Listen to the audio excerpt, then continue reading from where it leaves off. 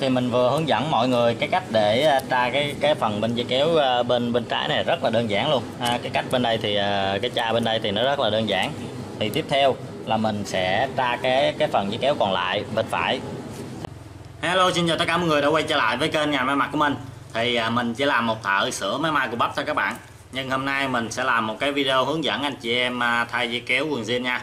Thì hôm nay mình sẽ làm một cái video để hướng dẫn anh chị em thay dây kéo quần jean. Thì kênh của mình á làm về chủ đề hướng dẫn anh chị em cách chỉnh sửa máy may tại nhà nè, và cũng như là hướng dẫn anh chị em cách sửa quần áo, sửa quần jean. Thì nếu đây là lần đầu tiên bạn đến với kênh Nhà May Mặc thì các bạn hãy nhấn nút đăng ký kênh để theo dõi những video về ngành may mặc nè. Thì bây giờ mình sẽ bắt đầu hướng dẫn anh chị em cách để mình thay một cọng dây kéo quần jean nha. Ok, thì bây giờ mình sẽ bắt đầu nha. Ok, thì bước đầu tiên là mình sẽ cần tháo cái sợi dây kéo cũ ra nha mọi người. Thì bây giờ mình sẽ dùng một cái lưỡi lam nè. Thì anh chị có thể dùng dao, dùng kéo gì cũng được nha. Thì bây giờ mình sẽ hướng dẫn anh chị em tháo cái cọng dây kéo này ra, và mình sẽ lụm chỉ sạch sẽ hết cái cọng dây kéo này để mình thay cái cọng dây kéo mới vào nha mọi người. Thì bây giờ mình sẽ bắt đầu tháo cái cọng dây kéo cũ này ra. Thì mình cần tháo cái đoạn này để mình lấy cái cọng dây kéo ra. Thì bây giờ xin mời tất cả mọi người nhìn mình tháo cọng dây kéo này ra nhé.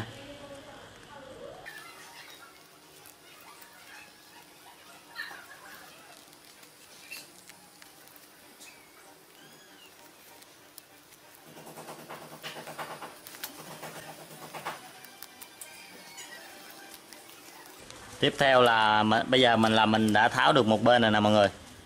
Thì bây giờ tiếp theo là bên đây thì mình lật ở phần phía dưới lên nè. Mình tháo ở phía trong nha mọi người. Đây. Thì mình tháo cho nó bứt cái này ra. Mình tháo banh cọng dây kéo này ra luôn. Đấy.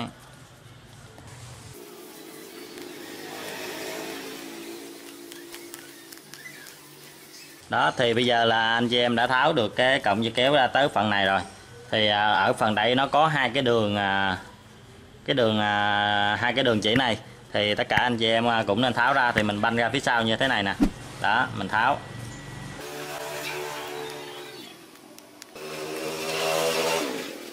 Đó, mình tháo hết cái sợi đường chỉ ra, và mình tháo hai cái con bọ này ra luôn ha. Và mình tháo xuống tới đây. Anh em tháo xuống ngay tới đáy quần nè ha. Tháo từ trên đây tháo xuống hai cái đường chỉ này cho mình. Đó, và bây giờ mình sẽ bắt đầu tháo nha. Lật lên. Thì ngay cái cổ con đĩa này á, ngay cái chỗ con bọ này á, mọi người tháo từ từ thôi nha. Nó rất là dày chỉ và rất là dễ rách quần, nên mọi người tháo từ từ thôi.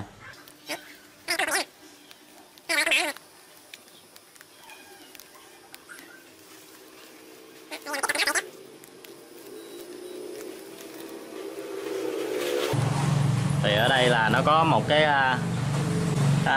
con bọ nè, mọi người tháo từ từ thôi nha. Mình tháo bung nó ra xuống luôn.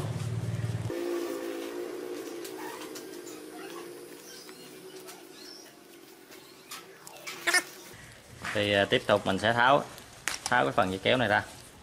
Đó. Thì như vậy là mình đã tháo xong cọng dây kéo rồi.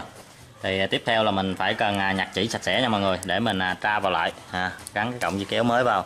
Thì mình phải cần lụm chỉ sạch sẽ, để khi mình tra vào nó không có bị vướng ba cái chỉ cũ này rất là xấu. Ok, thì bây giờ mình đã tháo xong cái cọng dây kéo cũ ra nè mọi người. Thì bây giờ mình sẽ hướng dẫn lại mọi người cách để mình tháo cái cọng dây kéo ra để nó không có tốn nhiều thời gian của anh chị em. Thì ví dụ như phía bên đây, phía bên trái nè, thì anh chị em cần tháo ví dụ như cái cọng dây kéo như thế này, thì anh chị em chỉ cần tháo từ một đoạn bên đây qua tới đoạn bên đây ha. Và anh chị em tháo cái dài nó xuống tới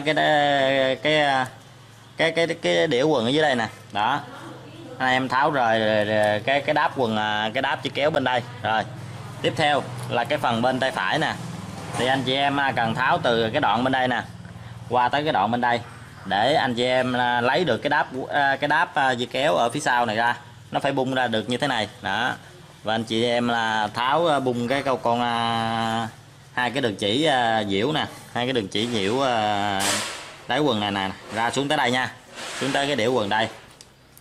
Ok, thì tiếp theo là mình sẽ hướng dẫn mọi người tra dây kéo vào cái quần nha. Thì đầu tiên là mình cần bung cái sợi dây kéo này ra, mọi người kéo cái sợi dây kéo này banh ra, đó như vậy. Và tiếp theo là mình sẽ gắn cái sợi dây kéo ở phía bên có cái nút trước nha mọi người. Thì mọi người nên bỏ lại vào chiếc cũ nè. Ví dụ như cái bên trái nó là như vậy, đúng không? Thì mọi người xỏ nó vào cái lưng y như vị trí cũ, và mình bắt đầu mình xỏ cái cọng dây kéo vào trong. Đó, mình gắn nó lại như cái lúc mà mình đã tháo ra. Đó. Thì bây giờ mình sẽ may chết lại cái đường ngang này trước, nha mọi người. Bây giờ mình sẽ may lại cái cọng dây kéo này vào vị trí cũ nè.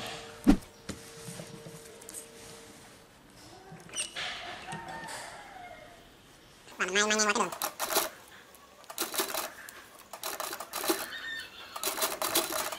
Mình quay lại.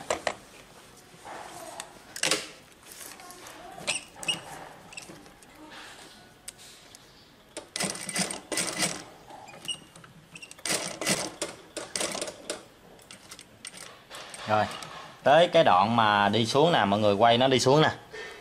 Mọi người quay cái sợi dây kéo nó đi xuống. Và bây giờ mình bắt đầu mình tra lên. Tra cho nó thẳng xuống. Đó, mọi người cứ đặt thẳng dây kéo, mọi người tra xuống cái đáp quần nè. Và mọi người gặp cái bên đáp này lên. Rồi mình cứ tra như là mình tháo ra như thế nào thì mình tra lại như vị trí cũ như vậy. Đấy,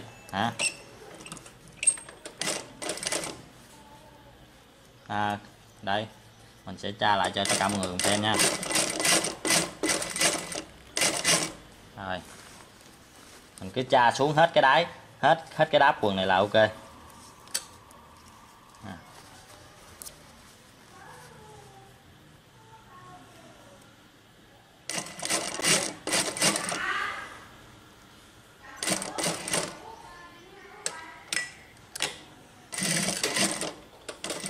Rồi. Ok, thì mình vừa hướng dẫn mọi người cái cách để tra cái phần bên dây kéo bên trái này rất là đơn giản luôn. Cái cách bên đây thì cái tra bên đây thì nó rất là đơn giản. Thì tiếp theo là mình sẽ tra cái phần dây kéo còn lại bên phải. Thì đầu tiên là mọi người cần kéo cái cọng dây kéo này lên hết cho mình. Kéo lên hết cái cọng dây kéo này lên hết phía trên. Và tiếp theo là mình sẽ chồng cái bên phải này lên trên cái cọng dây kéo mình vừa tra đâu. Và cái phần này là nó rất là quan trọng nha, nó quyết định là cái cọng dây kéo mình nó có đẹp hay không, nó có chuẩn phơm về phơm cũ y như ban đầu hay không, là cái phần này là rất là quan trọng, mọi người nên chú ý kỹ nha. Thì cái phần này mọi người gấp lên như vậy nè. Thì ví dụ như bây giờ là cọng dây kéo mình đã kéo lên hết như vậy, mình để thẳng thớm ra hết, và mình chồng cái phần bên phải lên nó về vị trí cũ. Mọi người đặt nó về vị trí cũ là cái đường hồi nãy mình tháo ngay cái khúc này nè, ngay cái khúc mà mình tháo xuống nè, mọi người đặt nó về vị trí cũ nè. Đó, thì khi mình tra phần bên đây xong thì nó sẽ ra lại cái phơm như cũ, thì nó rất là đẹp. Nếu mọi người tra cái phần này nó bị sai á, thì tí nữa nó sẽ nhích cái cọng dây kéo qua đây, hoặc là nó nhích về đây quá thì nó sẽ không đẹp. Thì cái phần này nó quyết định được cái phơm dây kéo, cái phần mặt tiền ngay cái chỗ dây kéo này nó có đẹp hay không là quyết định là ngay cái phần này nè. Đó, mọi người cầm cái phần này lật ngược nó lên, dịnh chặt cái phần ở đây, và mọi người dịnh nó nè, mọi người lật lên như vậy nè. Thì bây giờ mình bóp chặt ngay cái phần này lại nè. Đó, thì nó không có di chuyển đâu được. Thì bây giờ mình sẽ banh cái đáp ở bên trái hồi nãy mình đã tháo ra rồi. Thì bây giờ mình chỉ dịnh cái phần đáp bên phải nè. Đó, mình chỉ dịnh cái phần đáp bên phải nè, mà bây giờ mình dịnh ngay phần này nè. Đó, mình sẽ may vào là ok. Bây giờ mình sẽ may vào nha mọi người. Đấy.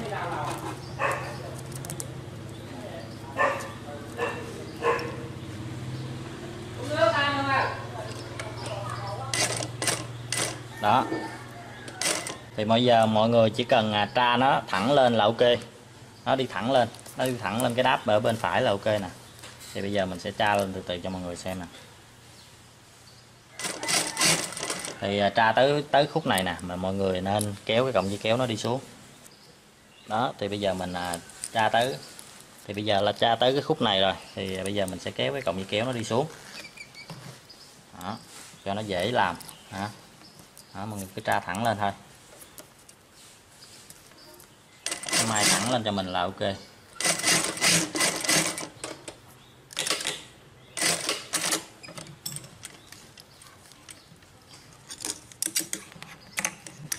Rồi thì như vậy là mình đã tra xong cái phần dây kéo bên phải xong rồi nè mọi người. Thì bây giờ mình sẽ kéo lại và mình kiểm tra coi nó có ngay chưa nha. Đó, mình kéo lại, mình đặt lên. Đó. Nếu mà đặt lên mà nó thẳng thớm như vậy nè, kéo mọi người kéo kéo cọng dây kéo xong á, mà cái đường hai cái đường chỉ cũ nè nó nằm trùng lên nhau á là ok. Đó, như vậy nè rồi là ok nha mọi người. Đây. Thì bây giờ mình sẽ ráp lại cái phần này, và mình nhiễu chạy lại cái đường chỉ cũ là ok là xong. Ok thì bây giờ mình chỉ cần luồn cái này, cái đáp dây kéo nè, luồn vào trong cái lưng quần như vậy. Đó, mình lật lên lật dưới cho nó vào trong hết, và mình chỉ cần may lại nữa là ok. Bây giờ mình sẽ may lại cái phần cuối cùng.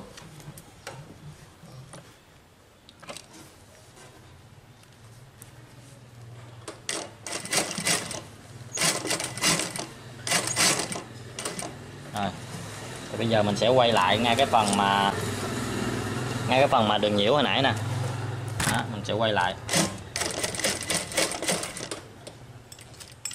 Rồi ngay cái phần đường nhiễu hồi nãy mình sẽ nhiễu xuống, mình sẽ quay xuống, mình chạy xuống cái đường đáp quần nè. Đó, có cái đường vòng cua nè.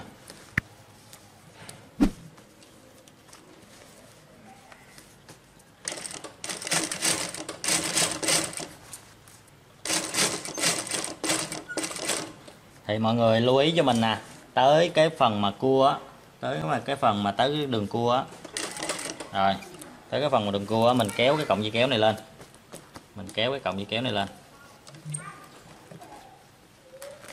Kéo nó đi lên. Rồi, bây giờ là mình kéo cái cọng dây kéo này lên nè. Mọi người đẩy cái đáp này qua luôn. Cái đáp ở phía sau á, cái đáp ở bên trái á. Thì bây giờ là cái cọng dây kéo của mình đã kéo lên rồi nè mọi người. Đó, bây giờ là cái cọng dây kéo bên trái mình đã kéo lên luôn. Thì bây giờ là hai cái đáp nó sẽ chồng lên nhau nha mọi người, để mình may đi qua luôn á. Đó. Thì mình may xong mà tí mình sẽ mở lại mình hướng dẫn cho mọi người xem. Đó.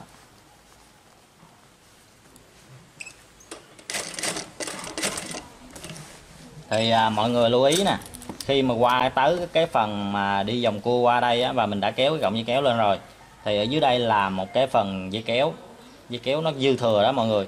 Thì cái phần ở dưới đây mình sẽ bỏ và mình chỉ lấy cái phần dây kéo ở từ ngay cái đường chỉ may này mình lấy đi lên. Thì bây giờ mình sẽ may đi qua luôn. Thì mọi người lưu ý, qua cái phần này nó rất là dày và nó sẽ có dây kéo, nên mình may từ từ thôi. Mình có thể là quay tay để cho nó qua cái phần này đi Đấy, mình quay tay từ từ thôi. Nó đụng dây kéo thì nó rất là dễ bị gãy kim, nên mình sẽ may từ từ thôi nha mọi người. Đấy.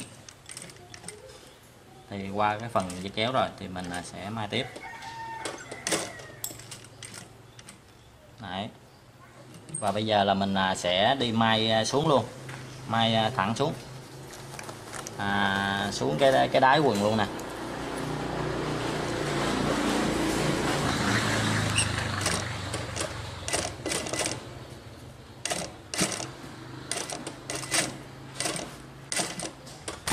Rồi bây giờ mình lại mối nè. Rồi ok. Thì bây giờ là mình đã hoàn thành xong rồi nè. Hoàn thành xong một bên nè. Bây giờ mình sẽ kéo cái cọng dây kéo ra cho mọi người cùng xem nha. Đây nè. Đó. Thì khi mình may xong đó, thì nó sẽ ra được cái cọng dây kéo như thế này. Đây mình sẽ cắt chỉ gọn gàng để mọi người nhìn cho nó đẹp. Đó. Thì khi mình đã nhiễu xong cái định hình được cái cọng dây kéo bên phải xong, thì khi mà mình ra cái quần thì nó sẽ về form như cũ và nó rất là đẹp. Và mình chỉ cần kéo lên như vậy nè. Và bây giờ mình sẽ đưa cho mọi người xem cái form dây kéo khi mà mình trở về vị trí cũ. Thì khi mà cái quần mà mình gắn cái đường bên phải xong á, nó đẹp hay không á, thì nó quyết định ngay cái phần mà chốt đáy là nó phải về cái vị trí cũ thì nó mới đẹp được, cái quần mình nó mới không có bị phồng ngay chỗ này, hay là nó bị phù, nó bị giật qua bên đây, hay là nó giật qua bên đây. Thì khi mà gắn cái phần dây kéo bên phải á, thì nó sẽ quyết định được cái cọng dây kéo của mình nó có đẹp hay không. Đó thì như vậy thì bây giờ cái quần của mình đã ok nè mọi người, thấy không? Ok, thì tiếp theo là mình sẽ mai cái đường chỉ thứ hai, cái đường chỉ bên đây nè. Thì cái đường chỉ này chỉ để phụ họa, để làm giúp cho cái sợi dây kéo mình nó có cái điểm nhấn ở ngay chỗ đây, nó có hai đường chỉ nó đẹp thôi mọi người. Thì bây giờ mình sẽ ráp mai vào luôn. Đây.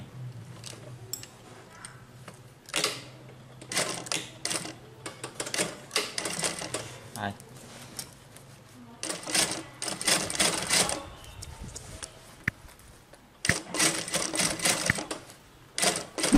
Đó thì tới cái phần cua nè mọi người, tới cái phần cua thì mình tiếp tục mình lại kéo cái cọng dây kéo này đi lên, y như cái phần 1, mình kéo cái cọng dây kéo qua, mình đẩy cái đáp nó qua, đẩy cái đáp ở bên trái qua nè, cho nó cái đáp là cái đáp ở dưới đây nè, cho nó thẳng thớm nha mọi người. Đó rồi mình đặt xuống và tiếp tục mình may.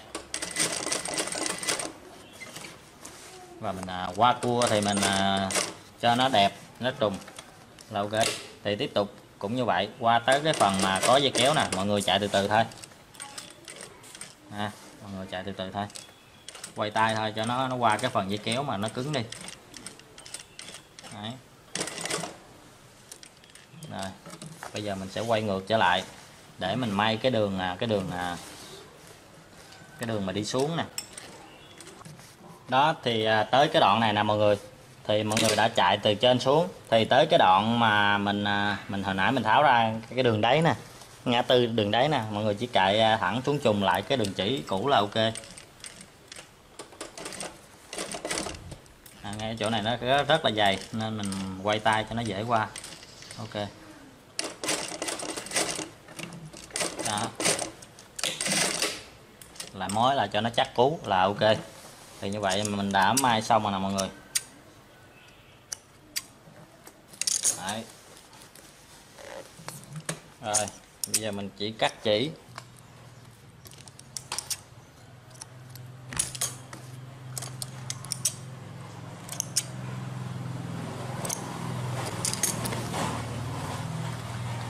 Đấy thì như vậy là mình đã vừa hướng dẫn mọi người thay một cái cọng dây kéo xong rồi nè, rất là đơn giản luôn, rất là đẹp luôn, về như vị dây kéo cũ ha. Kéo lên nè, kéo xuống nè. Ok. Đó thì mình vừa hướng dẫn mọi người thay một cái cọng dây kéo xong rồi nè ha. Thì video tiếp theo mình sẽ hướng dẫn mọi người cách để mình bóp cái lưng quần này nó nhỏ lại, hoặc là nới cái lưng quần này nó rộng ra. Thì video này đã hướng dẫn mọi người thay cái dòng dây kéo xong rồi. Thì bây giờ mình sẽ cho mọi người xem cái cọng dây kéo nè. Đó. Khi mình cầm cái lưng như vậy á, thì cái cọng dây kéo mình nó về form cũ ha. Đó, rất là đẹp luôn. Đây, cọng dây kéo mình vừa thay xong nè. Ok. Đó. Thì mọi người có câu hỏi nào hoặc thắc mắc nào thì hãy comment ở phía dưới, mình sẽ cố gắng trả lời tất cả câu hỏi của tất cả mọi người. Còn nếu ai chưa đăng ký kênh thì bấm đăng ký kênh để theo dõi những video mới nhất từ mình nha. Bây giờ bye bye, hẹn gặp lại mọi người ở những video tiếp theo.